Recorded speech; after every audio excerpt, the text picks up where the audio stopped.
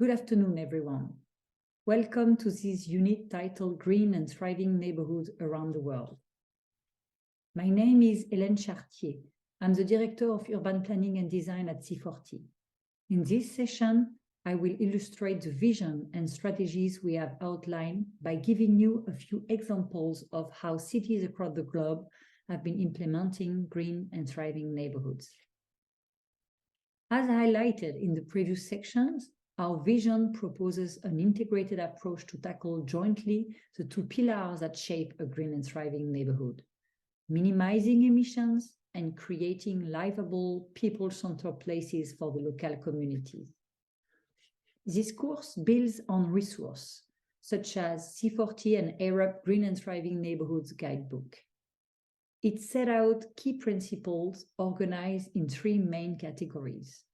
But before we dive into the details of each of these categories, let me highlight some successful projects that are aligned with our proposed approach. You will be able to find case studies on the examples in the C40 and Arab's Guidebook or on UNEP Neighborhood Guideline website. Now, let's start by presenting our place-based strategies. We know that the past urban models increasingly promote urban sprawl, car-oriented planning, and an over-specialization of cities' neighborhood. This model generated many of the problems cities are facing today: long commute, air pollution, as well as lack of amenity and poor quality of life in many neighborhoods. Instead, our place-based strategy promotes a model of polycentric cities made of multiple, complete neighborhoods that include a mix of use and especially provide access to essential amenities, services, and parks that integrate public spaces that can act as living room of the neighborhood, a place where people can socialize and easily walk and buy. And finally, that include a mix of people and various housing options so everyone can have a place in the neighborhood.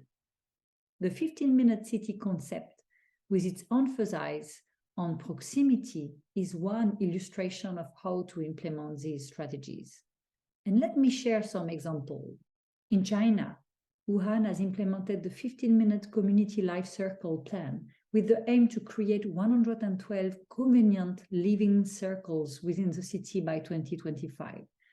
The strategy includes conducting micro-revamping projects to improve community access to convenient services and public facilities, as well as to increase walkability of the neighborhood.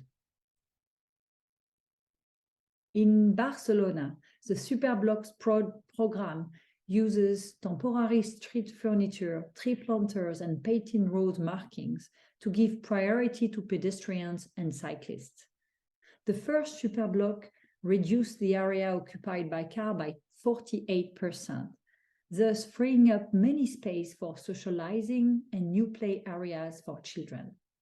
It has also proven to increase the economic activities at street level.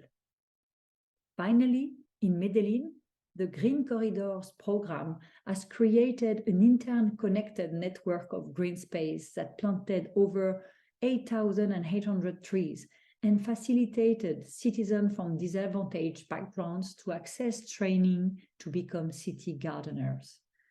These corridors have reduced the impact from urban heat and improved quality of life in the city neighborhoods. Now, let's present our system-based strategies for clean, efficient, and integrated neighborhoods. The built environment is responsible for 50% of cities' global emissions. While designing a new district or retrofitting an existing neighborhood, cities can experiment with clean construction methods and low-carbon materials. They can accelerate green buildings and energy and promote circular resources at the neighborhood scale. For example, in Milan, Linesto will be the first zero-carbon social housing district in Italy. The project features an innovative neighborhood heating system powered by renewable sources and nearly zero energy building. In Burkina Faso, the campus of the Institute of Technology, designed by the Pritzker Prize laureate Djebedo Francis Kéré, is an inspiring project made of locally sourced clay and eucalyptus wood. The materials and design choices reduce embodied emission while increasing shade and providing an excellent source of thermal mass that absorb the heat. Finally, let's present our socio-economic strategies to foster sustainable and inclusive futures. Because a neighborhood is not only a place, but also a community, a green and thriving neighborhoods must also empower the residents to adopt more sustainable lifestyles and consumption habits, and to support local green businesses and jobs. For example, the Kalasatama district in Helsinki is a model area for smart and climate-friendly urban development.